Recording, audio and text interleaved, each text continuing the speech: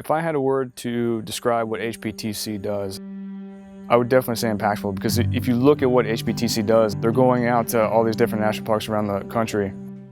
They're helping to preserve national park structures. I think of ourselves as a design-build contractor within the Park Service. From start to finish, we come out and we work out the technical details. We work with contractors if required. We write the specifications, and we provide the day labor to do the majority of the project and execute the work. Allowing the Park Service to get some of their most unique, difficult to scope historic structures repaired and preserved for the next generation.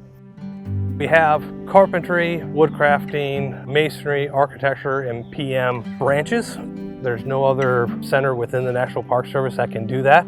At the same time, provide the training that we provide. And we train and develop people that will go on to be leaders and future tradesmen in the National Park Service.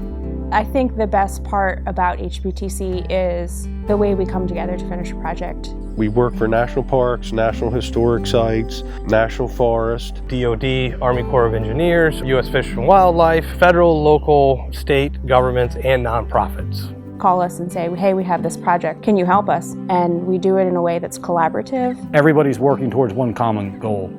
And I think that's really special. It's really an elite group of the National Park Service that actually, get to go to these places and work on these structures. You really get to continue the craftsmanship of people that have been doing this way longer than you've been alive, and continuing down that path for history, it definitely means a lot. Part of what we do is use traditional skills, so we're not only preserving the buildings, we're also preserving the actual craft of doing the work on some of the structures, which I think is equally as important. I'm all about saving buildings like this one that otherwise might not survive on their own. Do what we can do to save the structures for future generations to enjoy and learn about our rich history of the United States. It's remarkable. I mean, the history in this country and the things that the Park Service preserves and is taking care of is phenomenal. It should be really valued.